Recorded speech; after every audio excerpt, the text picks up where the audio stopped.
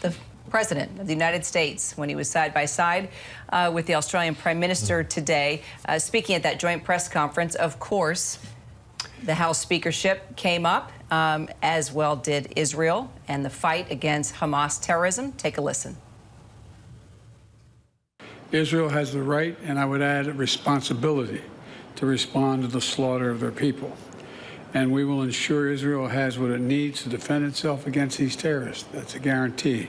Hamas is hiding behind Palestinian civilians, and is despicable and, not surprisingly, cowardly as well. This also puts an added burden on Israel while they go after Hamas. But that does not lessen the need to operate in line with the laws of war, where Israel has to do everything in its power, as difficult it is to protect innocent civilians. Let's bring in our senior White House correspondent, Selina Wang, there at the White House. Also, senior Pentagon reporter Louis Martinez is at the Pentagon. Selina, we'll start with you.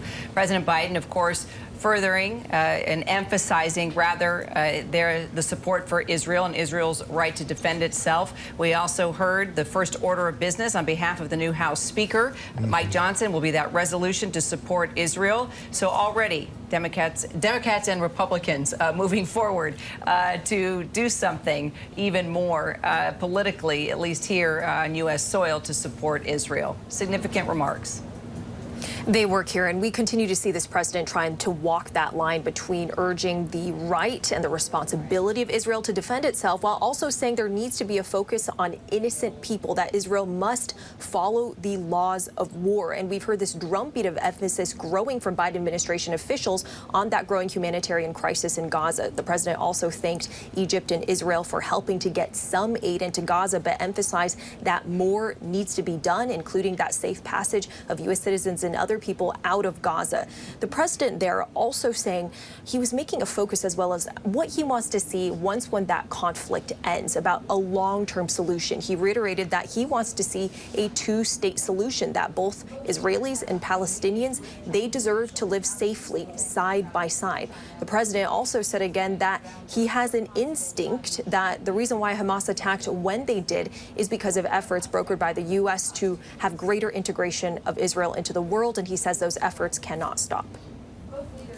Right, Selina, thank you for that. Louis, I want to go to you because one of the things the president is doing is really getting a lot of pieces on the chessboard of that part of the world, sending American firepower in significant amounts to the Eastern Mediterranean and the Persian Gulf to be prepared and to deter the possibility of a wider conflict. In particular, the president has been concerned about attacks on American forces in the Middle East. What did he have to say about that? And how is that going, the president's effort to really stand American forces up in that part of the world, if anything, to try to stop a wider conflict or to deal with it if it happens?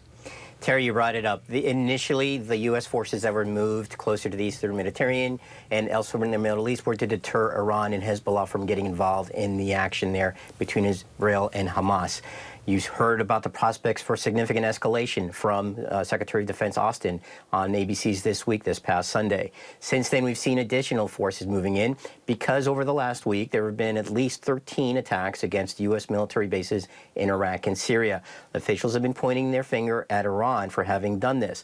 So now what you heard from the president was him calling out the Ayatollah Khamenei, essentially telling him that the United States was prepared to respond if it needed to, and he better watch out. Really tough language from President Biden.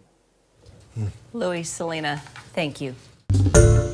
Hi, everyone. George Stephanopoulos here. Thanks for checking out the ABC News YouTube channel. If you'd like to get more videos, show highlights, and watch live event coverage, click on the right over here to subscribe to our channel. And don't forget to download the ABC News app for breaking news alerts. Thanks for watching.